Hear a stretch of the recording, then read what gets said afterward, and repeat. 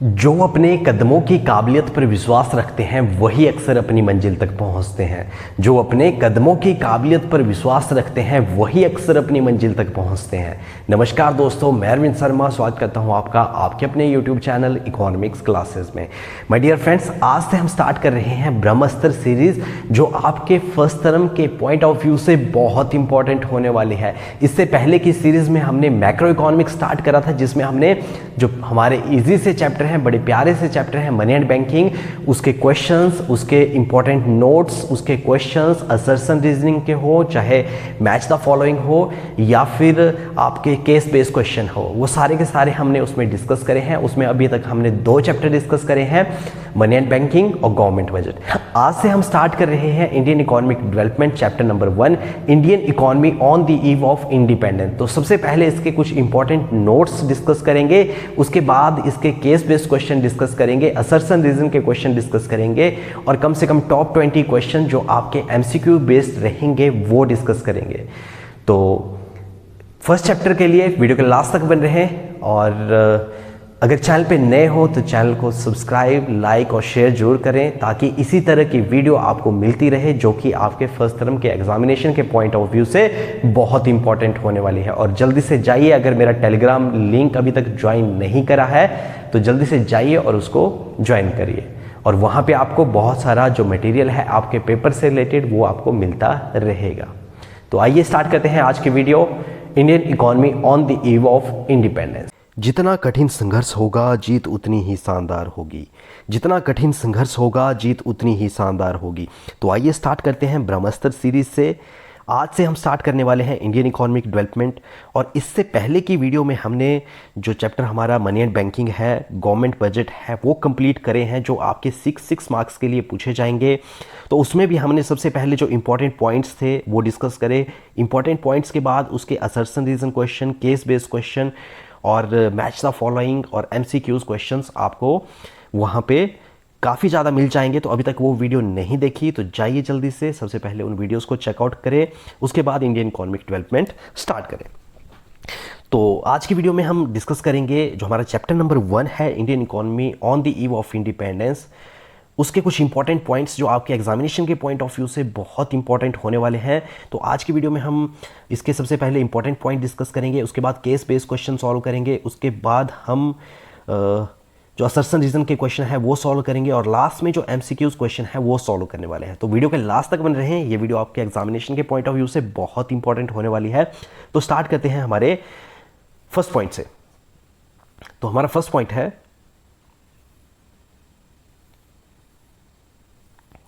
हमारा फर्स्ट जो है पॉइंट है वो है जो इसके इंपॉर्टेंट पॉइंट्स हैं ये बहुत इंपॉर्टेंट है। सबसे पहले है, British rule India over 200 years, British exploited of all sectors of the economy. Yes, जो ब्रिटिशर थे, ब्रिटिशर ने क्या किया, हमारी इकोनॉमी में कम से कम 200 वर्षों तक शासन करा, और हमारी जो इकोनॉमी के जितने भी सेक्टर्स थे उनका टोटली एक्सप्लॉइटेशन करा।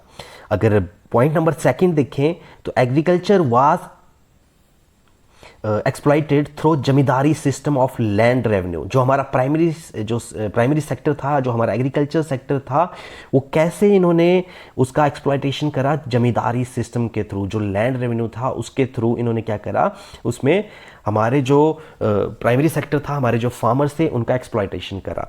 जैसा कि आपको पता है कि जो ब्रिटिशर क्या करते थे, जमींदार को अपॉइंट करते थे, और एक हैवी टैक्सेस फार्मर को देना पड़ता था, जमींदार को, उसका कुछ पार्ट ब्रिटिशर को जाता था। तो अगर देखा जाए तो सिर्फ जो प्रोडक्शन एक फार्मर करता था तो उसका सिर्फ केवल मात्र जो 10% था वो उसके पास रहता था, बाकी का जो जितना भी 90% था वो किसको चल जाता था, ब्रिटिशर और जमींदार को।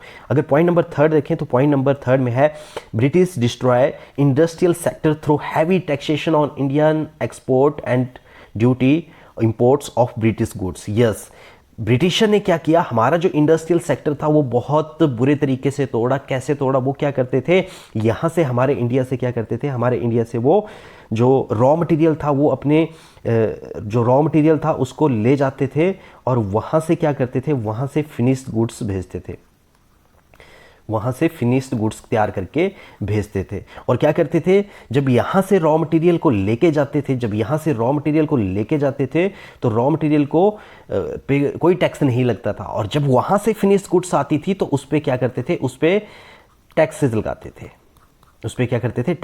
थे। तो उन्होंने क्या किया, इन्होंने बहुत बुरे तरीके से हमारी जो इंडस्ट्री थी उनको तोड़ा। अगर बात करें नेक्स्ट पॉइंट की, तो नेक्स्ट पॉइंट है India became a source of raw material and a big market for British product. Yes, जो हमारा इंडिया था वो एक सोर्स बना रॉ मटेरियल का। जैसे मैंने आपको बताया कि वो क्या करते थे, ब्रिटिशर यहाँ से रॉ मटेरियल लेके जाते थे और वहाँ से वो क्या करते थे, फाइनल गुड्स तैयार करके फिनिश गुड्स हमारे इंडिया में भेजते थे।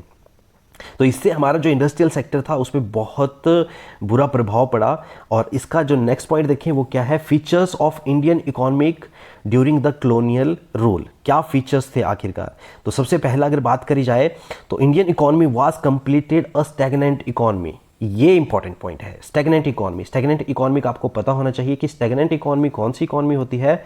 स्टैग्नेंट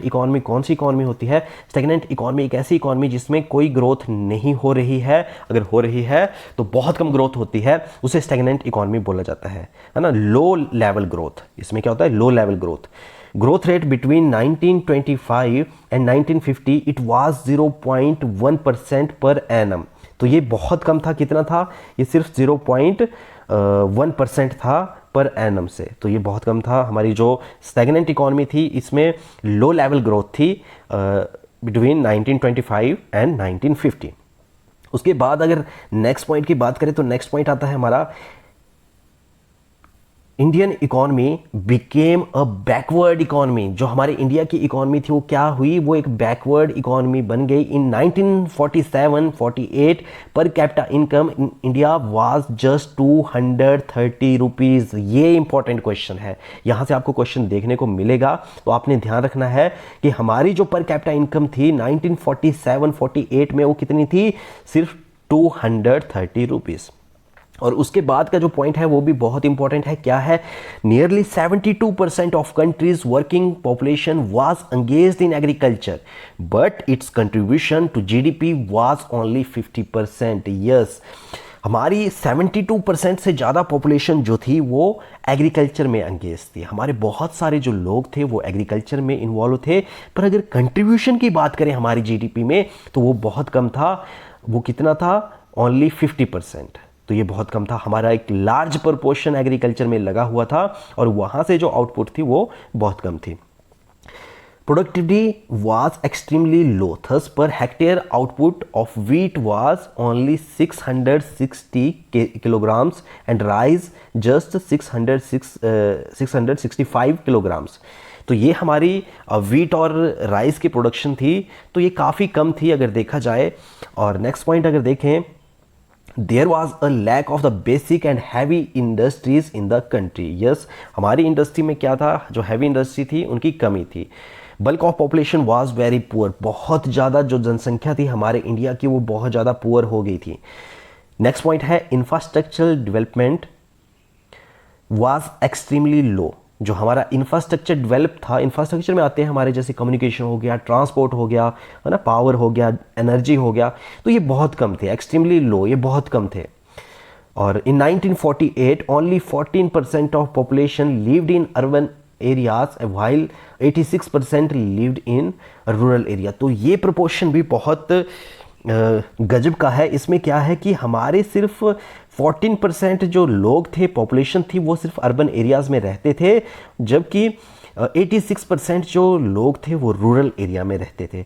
तो ये थे कुछ इसके इंपॉर्टेंट पॉइंट्स। अब इसके कुछ क्वेश्चंस डिस्कस करते हैं। सबसे पहले केस बेस्ड क्वेश्चन हम सॉल्व करेंगे। तो केस बेस्ड क्वेश्चन हम सॉल्व करेंगे। स्टार्ट करते हैं हमारे फर्स्ट केस बेस्ड क्वेश्चन से। तो सबसे पहले हम स्टेटमेंट को अच्छे से पढ़ेंगे। Read the following hypothetical text and answer the given questions. ठीक है जी। उसके बाद हमारा पैराग्राफ हम अच्छे से पढ़ेंगे। Before colonial period India was exporting manufactured goods which enjoyed world wide demand. Under the colonial rule, India was reduced to a supplier of raw material like jute demand. Under the colonial rule, India was reduced to supplier of raw material like jute, cotton, indigo, wool, sugar, etc. and importer of finished goods, consumer goods like silk, woolen clothes and light machinery manufactured in the factories of Britain. The opening of Suez Canal, this control of Britisher over India's foreign trade. तो Suez कनाल जो India में लेके आए थे Britain, जो एक समुद्री रास्ता था, उसने भी क्या किया, जो फॉरेन ट्रेड था वो स्पेशली फॉरेन ट्रेड को के लिए ही बनाया गया था, to reduce the transportation cost. क्यों जी? To reduce the transportation cost. Britain ने क्या किया था, जो ट्रांसपोर्टेशन कॉस्ट थी उसको कम करने के लिए ही सुएज कनाल ओपन किया था 1869 में. तो ये आपने याद रखना है. The remaining volume of foreign trade was allowed with a handful of countries namely. तो इस तरीके से ये हमारा पैराग्राफ है. China, Sri Lanka and Iran, even this trade was heavily monitored by the colonials. ये सारा ट्रेड कौन करता था मॉनिटर? जो कॉलोनियल थे, ब्रिटिशर थे. As a matter of fact there was a large generation of export surplus under the British Raj. India was a large exporter in the colonial period. However, it did not affect the country's economy. Commodities like food grains, cloth, kerosene hit the country hard with its scarcity. This export surplus never made its way to India. It was used to make payment for an office set up in Britain. War expenses of the British and import of invisible items, such brutalities eventually led to the dawn of a rising foreign trade aspect of India. तो ये हमारे पास क्या है, ये हमारे पास case based question है. अब इससे रिलेटेड कुछ क्वेश्चंस हमें दिए गए हैं, वो हमने सॉल्व करने हैं. अगर फर्स्ट क्वेश्चन ध्यान से देखें तो फर्स्ट क्वेश्चन क्या है, हमारा सुएज कनाल से ही रिलेटेड है. तो ये क्वेश्चन आपको 100% चांसेस है आपके पेपर में देखने को मिलेगा. 100% चांसेस हैं ये क्वेश्चंस आपको देखने को ही मिलेगा आपके पेपर में. The opening of Suez canal served as a direct route for ship operating between. Option A है India and America, option B है India and Sri Lanka, option C है India and Pakistan, option number D है हमारे पास India and Britain. तो जो option number D है वो बिल्कुल सही है. इसका सही आंसर है इंडिया एंड ब्रिटेन. और ये हमारा आया था सुएज कनाल 1869 में. ये आपने डेट याद रखनी है, कब आया था? 1869 में आया था. क्यों आया था जी? To reduce the transportation cost. Transportation cost को कम करने के लिए, to reduce the transportation cost, transportation cost को कम करने के लिए इसको क्या किया था, इसको लेके आए थे. कब आया था? 1869 में. उसके बाद नेक्स्ट क्वेश्चन देखा जाए, हमारा नेक्स्ट क्वेश्चन है the export surplus was used for the welfare of Indian industry. जो एक्सपोर्ट सरप्लस था वो यूज़ किया जाता था इंडिया की सोसाइटी के वेलफेयर के लिए, इंडस्ट्री के वेलफेयर के लिए. तो ये स्टेटमेंट ट्रू है या फॉल्स? तो ये स्टेटमेंट क्या है? ये स्टेटमेंट हमारी फॉल्स है. ऐसा कुछ नहीं था. जो एक्सपोर्ट का सरप्लस होता था ब्रिटिशर का, वो उसका यूज़ करते थे अपने बड़े बड़े घर बनाने के लिए, या फिर जो वार करते थे, जो लड़ाइयाँ ब्रिटिशर करते थे उनके लिए इसको यूज़ करते थे. क्वेश्चन नंबर थर्ड अगर ध्यान से देखें, ये असर्शन रीजन का क्वेश्चन है. तो इस तरीके का क्वेश्चन भी आपको पूछा जाएगा. India became an exporter of primary products and N importer of finished consumer and capital goods produce in Britain. Yes, जो ये स्टेटमेंट है वो सही है. नेक्स्ट स्टेटमेंट अगर देखें, रीजन अगर देखें, restrictive policies of commodity production, trade and tariff structure, composition and volume of India's foreign trade. Yes, तो अगर इसमें देखा जाए तो हमारे जो ऑप्शन नंबर ए है, both A and R true and reason R is the correct explanation of assertion A. ये बिल्कुल सही है, क्योंकि क्या था कि India became and exporter of primary products and importer of finished goods. वो क्या करते थे, यहाँ से रॉ मटेरियल लेके जाते थे और वहाँ से फिनिश्ड गुड्स तैयार करके भेजते थे हमारे इंडिया में. तो एक रेस्ट्रिक्टिव पॉलिसीज हमारे इंडिया में उन्होंने क्या करी थी, लॉन्च कर दी थी, जिससे कि हमारा जो फॉरेन ट्रेड था उस पर टोटली कंट्रोल कर लिया था ब्रिटिशर ने अपना. अगर देखा जाए तो नेक्स्ट जो केस बेस्ड क्वेश्चन है वो हमारा क्या है, वो है Case study 2. Read the following hypothetical text and answer the given questions. The various social development indicators were also not quite increasing the overall literacy level was less than 16%। जो हमारा literacy rate था वो बहुत कम था, 16% था। और इसमें से अगर फीमेल लिटरेसी रेट की बात करी जाए तो वो और भी कम था, इट वाज जस्ट 7%। कितना था? 7% था जो फीमेल का लिटरेसी रेट था। Out of this the female literacy level was at low of about 7%, है ना, तो ये 7% था। Public health facilities were neither unavailable to large chunks of population, or when available were highly inadequate. Water and airborne diseases were rampant and took a huge toll on life. No wonder the overall mortality rate was very high, and in that particularly the infant mortality rate was quite alarming, about 218 per thousand, in contrast to the present infant mortality rate of 63 per thousand. Life expectancy was also very low. It was 44 years in context to the present 66 year. तो ये जो हमारा paragraph है ये पूछा गया है जो हमारा डेमोग्राफिक ट्रांजिशन है। तो इसमें अगर देखा जाए तो फीमेल लिटरेसी रेट जो था वो बहुत कम था, 16% था। इसमें से भी अगर देखा जाए तो फीमेल लिटरेसी रेट 7% था। इन्फेंट मोर्टेलिटी रेट की बात करी जाए, the death rate of children below 1 year पर 1000, तो ये बहुत ज़्यादा था। कितना था ये आपने याद रखना है, ये हमारा था 218 पर 1000। ये भी आपने ध्यान रखना है कि ये पर 1000 पे काउंट करा जाता है, तो इट वाज 200 पर 1000। और अगर लाइफ एक्सपेक्टेंसी की बात करें तो लाइफ एक्सपेक्टेंसी होता है the average age of a person, ठीक है, कि किसी पर्सन की कौन किसी कंट्री में लोग कितना जीते हैं, एवरेज कितना जीते हैं, उसे बोला जाता है लाइफ एक्सपेक्टेंसी। तो ये अब इंडिया में कितनी है, इसके पैराग्राफ के अकॉर्डिंग, केस बेस्ड के क्वेश्चन के अकॉर्डिंग 66 है, पर अगर एट करंट देखा जाए तो ये 68 है। तो अब देखते हैं इससे रिलेटेड कुछ क्वेश्चंस, क्या क्वेश्चंस पूछे गए हैं।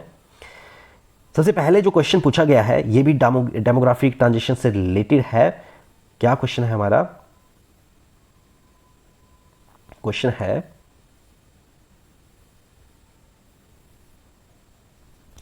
Question number 1, which year is described as a year of great divide. तो ग्रेट ईयर ऑफ डिवाइड के नाम से जाना जाता है 1921 को, 1921 को। ऐसा क्यों? क्योंकि इसके बाद जो हमारी जो पॉपुलेशन थी वो एक पॉजिटिवली वे में इंक्रीज हुई थी, जो पॉजिटिवली वे में हमारी जो पॉपुलेशन थी वो इंक्रीज हुई थी। क्वेश्चन नंबर 2 है, what were the cause of higher infant mortality rate during the British period. तो बहुत सारे रीज़न थे, जैसे बैकवर्ड हमारा ट्रेडिशनल आउटलुक कैसा था, poor health facilities see, we have lack health equipments at that time, है ना, लैक ऑफ एजुकेशन था। तो अगर देखा जाए तो इसका जो ऑप्शन नंबर डी है वो बिल्कुल सही है, ऑल ऑफ अबव। अब नेक्स्ट क्वेश्चन देखते हैं, during colonial period India's demographic profile show. जो हमारी डेमोग्राफिक प्रोफाइल है वो क्या शो करती है? तो हाई बर्थ रेट, बहुत ज़्यादा जो पॉपुलेशन थी, हाई बर्थ रेट था, हाई डेथ रेट था, हाई इन्फेंट मोर्टेलिटी रेट था, और लो लिटरेसी रेट था। तो ये सारे क्या हैं, हमारे डेमोग्राफिक प्रोफाइल को शो करते हैं। तो इसका जो सही आंसर है वो होगा option number D. Option number D जो सही आंसर है हमारे क्वेश्चन नंबर 3 का। अब इसके बाद देखते हैं हम नेक्स्ट केस स्टडी 3। तो केस स्टडी जो 3 है वो आपने अच्छे से पहले, सबसे पहले इसको स्टडी करना है, उसके बाद इसके क्वेश्चन आपने सॉल्व करने हैं। तो अगर क्वेश्चन नंबर 1 देखा जाए तो अगर आपने चैप्टर अच्छे से पढ़ा है तब भी आप इन क्वेश्चंस को इजीली कर सकते हो। The main reason for stagnation in the agriculture sector the British rule was. तो इसमें बहुत सारे ऑप्शन दिए गए हैं, तो इसका जो सही आंसर है वो है टेक्नोलॉजिकल डिक्लेरेशन। क्वेश्चन नंबर 2 की बात करें तो क्वेश्चन नंबर 2 है हमारा, commercialisation of agriculture increase the burden of revenue on farmers. तो कमर्शलाइजेशन क्यों हुआ था? कमर्शलाइजेशन हुआ था shifting from subsistence farming to commercial. ठीक है, सब्सिस्टेंस, पहले लोग जिंदा रहने के लिए फार्मिंग करते थे, फिर कमर्शलाइजेशन ऑफ एग्रीकल्चर हुआ। तो इसमें क्या था, लोअर प्रोडक्टिव थी, लोअर प्रॉफिट था due to higher margins of middlemans था। तो जो ऑप्शन नंबर इसका डी है वो बिल्कुल सही है। क्वेश्चन नंबर 3 अगर देखें तो क्वेश्चन नंबर 3 है हमारा, जमींदारी semi feudal economy in the colonial era was also responsible for the misery of the cultivators। ये इसकी असर्शन है। और रीज़न की बात करें तो रीज़न क्या है, the terms of revenue settlement system introduce were harsh on the zamindars. तो option number A, both assertion A and R true but R is the correct explanation of A. ये नहीं होगा, both A and R true but R is not the correct explanation of A, ये भी गलत है। Assertion A is true but reason R is false. Yes, assertion जो A है, semi feudal economy थी in the colonial era, was also responsible for the mystery of the cultivators, और जो are statement है वो गलत है। अब इसके बाद करते हैं इसके कुछ MCQ जो आपके एग्जामिनेशन के पॉइंट ऑफ व्यू से बहुत इंपॉर्टेंट होने वाले हैं। तो लास्ट तक इनको अच्छे से देखें, और वीडियो अगर अच्छी लगी तो वीडियो को लाइक, शेयर और कमेंट जरूर करें, और मेरा टेलीग्राम का जो लिंक है उसको जरूर ज्वाइन करें। वहाँ पे आपको काफ़ी ज़्यादा स्टडी मटेरियल मिल जाएगा, और प्लीज़ सपोर्ट करें। आपका हर एक लाइक और हर एक कमेंट और ज़्यादा मोटिवेट करता है और ज़्यादा अच्छा कंटेंट आपके लिए लाने के लिए, ताकि ज़्यादा से ज़्यादा हेल्प आपकी हो सके। तो क्वेश्चन नंबर 1 देखते हैं, विच of the following economist estimated per capita income during colonial period, है ना। ऑप्शन नंबर ए है विलियम डिगबाई, ऑप्शन नंबर बी है फिंडली सिरास, ऑप्शन नंबर सी है दादा भाई नौरोजी, ऑप्शन नंबर डी है ऑल ऑफ दीज। तो पर विच of the following economist estimated per capita income during colonial period, तो कॉलोनियल पीरियड जो हमारा था तो उसमें इन सभी ने, विलियम डिगबाई इन्होंने भी, फिंडली सिरास इन्होंने भी, और दादा भाई नौरोजी जी ने, इन सभी ने क्या करा था, अपने एस्टिमेशन करा था किसके ऊपर, पर कैपिटा इनकम के ऊपर। किसके ऊपर, पर कैपिटा इनकम के ऊपर। क्वेश्चन नंबर अगर सेकंड देखें, क्वेश्चन नंबर सेकंड है हमारा, in how many sectors of the occupational structure of India is divided, कि कितने सेक्टरों में हमारा जो ऑक्यूपेशनल स्ट्रक्चर था वो डिवाइड था। तो इसका जो सही आंसर है वो है option number C. Option number जो सी है वो इसका बिल्कुल सही आंसर है। ऑप्शन नंबर जो सी है वो बिल्कुल इसका सही आंसर है 3। नेक्स्ट क्वेश्चन देखते हैं जल्दी से। नेक्स्ट क्वेश्चन है, what is the another name for the service sector. तो ये क्वेश्चन बहुत इजी है, 9th से आप पढ़ते आ रहे हैं प्राइमरी, सेकेंडरी और सर्विस सेक्टर के बारे में। तो इसे जाना जाता है किससे, इसे जाना जाता है टर्सरी सेक्टर से। किससे, इसे जाना जाता है टर्सरी सेक्टर से। तो ये आंसर बिल्कुल सही है, टर्सरी सेक्टर। इसके बाद नेक्स्ट क्वेश्चन देखें जल्दी से। हमारा नेक्स्ट क्वेश्चन है question number 4th, what was the nature of Indian economy on the eve of independence. हमारी इकोनॉमी का नेचर कैसा था, क्या स्टैग्नेंट थी, बैकवर्ड थी, अंडर डेवलप्ड थी, या सभी थे। तो हमारी अगर इकोनॉमी अगर ध्यान से देखी जाए तो हमारी इकोनॉमी क्या थी, स्टैग्नेंट भी थी, बैकवर्ड भी थी, अंडर डेवलप्ड भी थी। तो इसका जो सही आंसर है वो होगा ऑल ऑफ दीज।